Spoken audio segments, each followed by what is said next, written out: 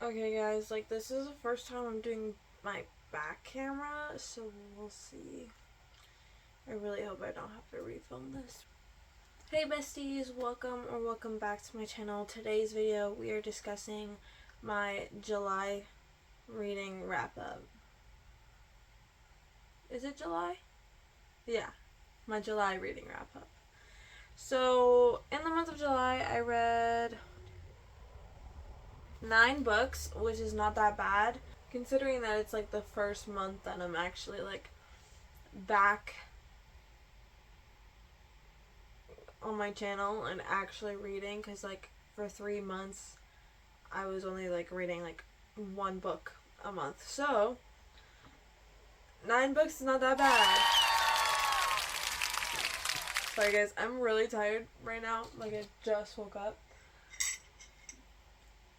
but I'm trying to get like content in because like I'm going on another vacation. I just got back from a vacation and I'm having another vacation, so okay, I actually need my Goodreads. Whoa! I just need my Goodreads because I don't remember like what I rate things. Help me! So the first book that I read in July is a photo. Guys, English. As Larry would say, English is not my first language. But it is my main language, so I should know what the fuck I'm doing. Anyways. A Photo Finish by Elsie Silver. This is the second book in the Gold Rush Ranch series. It's a 4-book series or interconnected standalone series, so you don't have to read them in order, but I am. I rated this a 4. I don't know. It was really good. It's a bingeable book and whatever. I was just not having it with the reason that they broke up. Like their third act breakup was kind of like pointless in my opinion. Whatever. I feel like third act breakups in general are pointless. If I'm gonna rate a book that has a third act breakup 5 stars, it is gonna be like a genuine good reason why they broke up. This is about Violet and Cole. Violet works on the ranch. I'm gonna assume it's called the Gold Rush Ranch. Anyway, she works on the ranch, and Cole's brother like owns the ranch, I guess you can say. I don't know. I think it's like in the family. Anyways, in Cole's family, but Cole's brother is the one who manages the ranch and blah blah blah, cuz Cole rather be in like the city doing like just like paperwork and stuff. Violet and Cole met years ago, but online, but they don't know who they are because like it was like a anonymous like type of thing. Like they each had like not their real names as like their handlebar. Anyways, so they technically met online, but a situation like happened where they stopped talking online and whatever. Anyways, so when Violet wins a race, Cole recognizes who she is and approaches her, and then that's when the story basically happens, and they're like enemies. He's grumpy, she's like sunshine, kind of. Anyways, this is also past and present timeline, so I enjoyed that. I always enjoy a good past and present like situation because it gives you more backstory on like this type of situation. Next is in a vlog where I am just taking you guys along with me for like my week. It's not out yet. I don't know if this is gonna be out first. Whatever. But I did complete the entire The Summer I Turned Pretty trilogy during that week.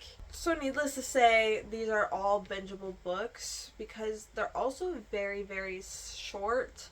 So like I read them on my Kindle because they're on Kindle Unlimited, and so like each of them I think said like 3 to 5 hours, something like that. I rated them all like a 3 stars on Goodreads, but I think it's more like a 3.5 for each of them. So there's the Summer I Turned Pretty, It's Not Summer Without You, and We'll Always Have Summer by Jenny Han. Anyways, this whole series is about this girl named Belly. Her real name is Isabel. And basically every single summer she goes to this summer beach house ever since she was like a kid, because her mom and like her mom's best friend like go to this beach house every single year. Anyways, and so like she brings Belly and Steven, which is the brother, and then Susanna, which is the best friend of the mom, she brings her 2 sons, Jeremiah and Conrad, and so they basically all grew up together in that beach house every single summer.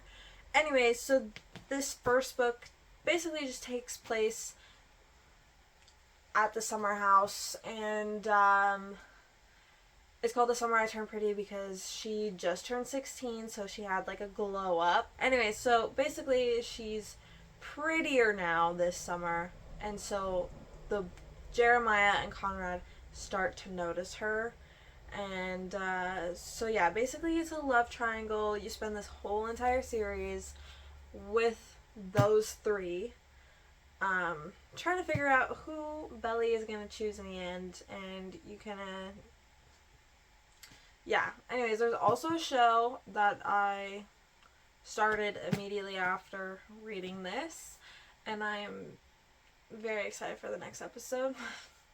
It's gonna come out tomorrow. The only reason I rated these a 3 is because, well, during the first 2 books, I was kind of just like, I'm not really on a team. And then in the 3rd book is when I really chose like who I wanted her to be with, just because of a situation that happened. So like I didn't really feel that much chemistry between the couples like at all until the 3rd book. So, and I feel the same way with the show as well. Like I really didn't see any chemistry that much. Like not enough for me to want them to be together. Like I didn't feel enough chemistry between Belly and Jeremiah or Belly and Conrad enough for me to root for any of them. So like a majority of the time I was just like, I'm happy with whatever Belly chooses, but the 3rd book is when I really solidified my opinion. The next book I read was Caught Up by Navessa Allen. I rated this a 4.5. It's the 2nd book after Lights Out. What is it called? I think it's called Into Darkness trilogy. There's a 3rd book coming out at some point. I don't know when it's going to be released. I don't think they announced that. I just think they announced that there's going to be a 3rd book. Anyways, so yeah, Lights Out is first and then it's Caught Up. This is about Lauren and Junior. Junior is in the mafia and Lauren like works online, kind of like OF. I don't know what I'm allowed to say on YouTube, so yeah, she kind of does something like OF. So anyways, Junior and Lauren used to have a thing in the past when they were in high school, and it didn't really end well, so they're pretty much like enemies right now. Enemies. I say the word enemies very loosely because like it's not like real enemies to lovers where like I want to kill you type of thing. It's just like an enemies situation where it's like I never want to speak to you again. I don't know, like as a fantasy reader as well as a romance reader, whenever like a romance is enemies to lovers, I know that it's not what I'm thinking. I don't know. So anyways, so yeah, they have a past situation and it didn't end well, but Junior really wants to rekindle things with Lauren, so he has subscribed to her OF ever since she started and has been stalking her through that. Anyways, I did enjoy this book. It was very like binge worthy. It was very binge worthy. I did like read it super quickly. I mean, the only reason I didn't is just because I was in the middle of so many books at the same time. So anyways, the only reason I rated it at 4.5 and not a 5, because I rated Lights Out a 5, but the only reason I rated this a 0.5 less is just because it was missing the aspect that I loved so much in Lights Out, which is that the banter between the two people were amazing, and you know, it was so funny. Like, these are dark romances, and the reason why I wanted to read Lights Out so bad is because like I knew it was a dark romance but add comedy to it, kind of like Butcher and Blackbird by Brynne Weaver. So I was so excited to have another aspect like that, and you know, Lights Out delivered. It was amazing. I was kind of hoping for the same thing for this, but it didn't deliver as much as Lights Out. Like, there was some moments where I was like giggling and whatever, but like it wasn't enough for me to be like, yeah, this is a dark rom-com, you know, type of situation. And I don't know if that's what she was marketing for this, but I know that's what it was for Lights Out. And so like I kind of was a little disappointed about it, and yeah, but it was so good. Also, check your trigger warnings for this. I'm gonna say that anytime I recommend a dark romance, check your trigger warnings, please. Thank you. Next is The Crash by Freida McFadden. I rated this a 4 stars. Just because I was predicting a lot of what was happening during it. I enjoyed it. There was like a plot twist at the end that I was like, did not see that coming. But a lot of it I was like, yeah, like I can tell that was what was gonna happen. So and that's not how I felt with the last book I read by Freida McFadden, which was The Inmate. Y'all know that I rated that at 5 stars. If you've watched my previous videos, obviously. I rated that one a 5 stars, so I was really like hoping for this one to be amazing. I mean, it could have been different. Like, my friend, I don't know what my friend rated this one, but I do know that she binged it in a day. Like, she literally started it and finished it in a day, and me, it took like a whole week just because I was reading it only at work. So I'm sure like if I was binging it like she did, it would have been different, but a 4 star is what I'm settling on because a lot of it was predictable, but it was very, very good. I'm not going to say what this is about because anytime I'm recommending a mystery or a thriller, I am not going to say nothing because I want y'all to go into it completely blind like I do. That's just my preference. When it's a mystery thriller, I go into it completely blind. I mean, I go into everything blind, but these ones especially, just because then it adds more of like a factor to it. So, okay, the next one I read is The Strawberry Patch Pancake House by Laurie Gilmore. I rated this one a 3 star. I listened to it on Spotify, so it might have been lower if I was actually reading it. Might have not. I don't know. I honestly can't tell you because I didn't do that. But it's also on Kindle Unlimited if you guys want to. At least where I am at. I live in Canada, so I know it's for sure on Kindle Unlimited in Canada. I don't know about the States or UK or anything like that because I know it's different everywhere. But anyways, yeah, it's the same thing with the rest of the series. Like, I love this series. I don't know what it's called. Isn't it like Dream Harbor or something?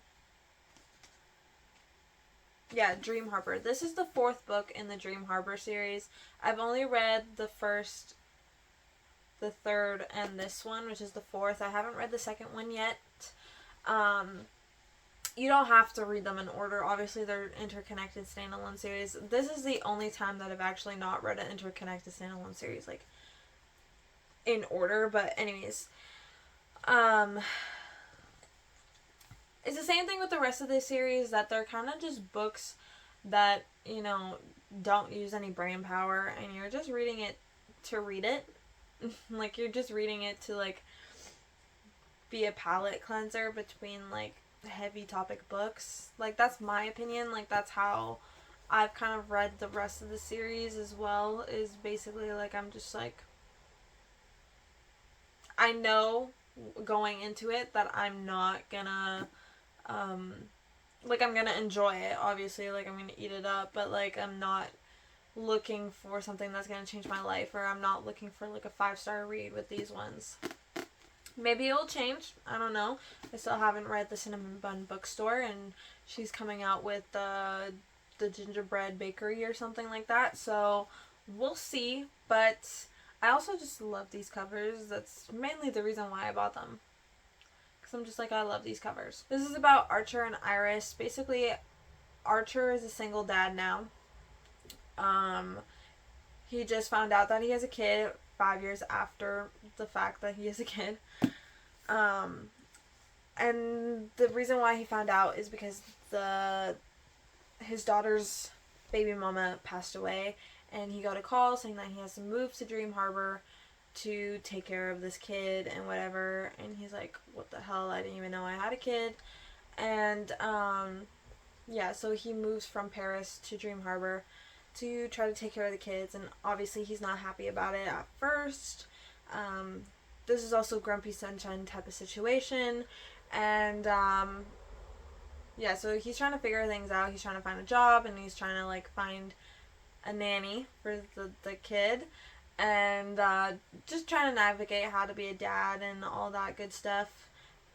And here comes Iris. She's struggling because at her job, she doesn't get paid at her job. She only gets paid with, like, free classes, because I think she's, like, a yoga instructor or something like that. Anyway, she gets paid with free classes and free, like, stuff at the gym, and not in money. So she was struggling with rent. So now she's trying to find, like, a real job, and someone suggests being the nanny for Archer, and she does. So now she has to be a live-in nanny at his house. I also love the kid. I think her name was Olive.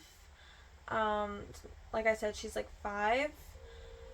So she's really cute. Sometimes a kid can really make or break the book. Like, sometimes a kid can be very, very, very annoying, or they can be very, very cute and you just want to, like, squeeze them. That's the situation in this one. She was very, very cute and I loved her. Oh, I also read this one and the next one in a reading vlog where I continue series I'm in the middle of. I haven't edited that video yet, so you're not gonna get that yet. Sorry. I'm behind on my editing schedule just because of my vacations. But this next one is Wild and Wrangled by Lila Sage. I rated this a 5-star. I also tabbed it a lot. I ran out of tabs by the end. That's why there's not lots of tabs by the end, because I just didn't want to grab new tabs. Oh my god. I love this book. This is the 4th and last book in the Rebel Blue Ranch series. Obviously, it's also interconnected standalone series, but I read them in order. Also because I was just reading them as they were being published. Like, this is a new release. Yeah, so this is about Cam and Dusty. Basically, Cam is a single mom, and her baby daddy is Gus, which was in the 3rd book in the series. Anyways, and Dusty's Dusty. He works on the ranch that Gus's family owns as well. Basically, this is all about the Ryder family. I know Cam is not a part of the Ryder family, but she has a child with a Ryder family member, so she's a part of the family because that's just how the Ryders are. Anyways, Dusty and Cam used to have, like, a thing back in the day, like, back in high school, and whatever. I have a lot of second chance romances apparently. Like, I don't know what this is about. Um Anyways, they had a thing in high school. Things didn't end well. Um I mean, ended civilly, I guess. This is past and present timeline as well, and I loved that. I really loved the past timeline, like, chapters, so that was great. Anyways, Cam, this is not a spoiler because it's literally at the end of the last book, but anyways, Cam gets left at the altar by this stupid man called Graham. Um, that's literally how the book starts, that she is at, like, it's her wedding day, and she gets stood up by the groom, and she basically just runs away, and everybody's trying to, like, help her out and whatever that day, but she doesn't want to get out of the bathroom. She's, like, just isolating herself until she hears Dusty's voice, and he's the only person that got her out of that trance, and they literally spend the day together, just going to Chili's and having fun, and that's when things start to happen. I mean, there is, like, a third act breakup, but there isn't. Like, it's not really. Like, there was, like, a conflict where they almost broke up, but then she went to go talk to her friends and family, and they kind of, like, snapped her out of it, being like, Cam, you're actually being very much ridiculous. Just have a conversation with him. And that's what happened. And yeah, I think I rated this a 5-star because obviously it was really, really good. And I loved it so much. This is definitely my favorite book in the series, and they are definitely my favorite couple. But I think mostly the reason why I rated it a 5-star is just because it kind of, like, completes everything so perfectly. And I loved seeing, like, absolutely every single person in this book, every single couple, how they are and whatever. And yeah, I'm sad that it's over, but apparently Lila Sage is making little novellas for, like, a spin-off of this series. Because I think I heard something about Amos Ryder being, having his own book or something like that, which is something, because apparently a lot of people wanted that. I don't know. Okay, and now this one is the last book, which I read in a vlog of me trying to get my shit together, which I filmed last week before going on vacation. So it's not out yet, so don't look for it. What? Anyways. But yeah, last but not least, Beach Read by Emily Henry. I rated this a 4-star. Yeah, it's the first time I read an Emily Henry book. I'm not disappointed. I just don't really understand why everyone's, like, hyping it up so much. Like, I don't know, like, to me, I feel like people really love her books if they're big on annotating, because she does have a lot of beautiful quotes and beautiful, like, you know, like, the way she says things, I can see why people would want to annotate it, but I'm not a big annotator, so I'm just like, it's just like a normal book to me. I don't fucking know. But anyways, this is about Gus and January. Yeah. Basically, they're both authors and they're neighbors. Only because January moved to this house that her dad owned in secret, I guess, because he apparently was living a double life and she didn't know about it until he died. And so she moves to this house to see what the fuck, like, how he was able to hide so much from her. Anyways, but she's also, like, in a writer's block or whatever, so she's, like, trying to promote her books as well while she's there in that small town. And Gus is basically just doing research for his book, but, like, it's not going well. Like, he's been there for 5 years trying to do that. They figure out who each other are at, like, the bookstore and whatever, and they actually went to college together, and they were rivals and stuff like that. So, January's not too happy about it, that they're neighbors, and but anyways, they become friends, and Gus gets this idea of swapping genres because he does, I think, literary fiction and she does romance. So he had this idea of swapping genres to see if that gets them out of the writer's block, but also see if they can write what each other are, like, kind of like known for, I guess, like, just to see, like, if they can. Anyways, I don't know what I'm saying. Anyways, they develop a friendship throughout the thing because obviously Gus is helping January do research for her book, and then January is helping Gus do research for his book in terms of, like, going on dates and stuff, like, every Saturday to, like, kind of, like, know what romance feels like, because, like, she has this impression that he doesn't like romance and doesn't know true romance. Anyways, and then they end up falling for each other, obviously. These are the 9 books that I read in the month of July. Please let me know what you guys read in July. Please let me know if you also read any of these books. Not even if it's in July, but any time during the year, or even last year or whatever, because some of these books have been out for a while and some of these books are new releases this year. But yeah, so let me know if you guys read any of these and how you thought of them. I had a decent reading month, not only in quantity but also quality. There was a lot of 4 stars. I did get 1 5, but most of them were 4s, and I'm not mad about that. Kind of hoping to get more 5s next month, or this month that I'm currently in. It is August, but I do have a video that will come up at some point in August.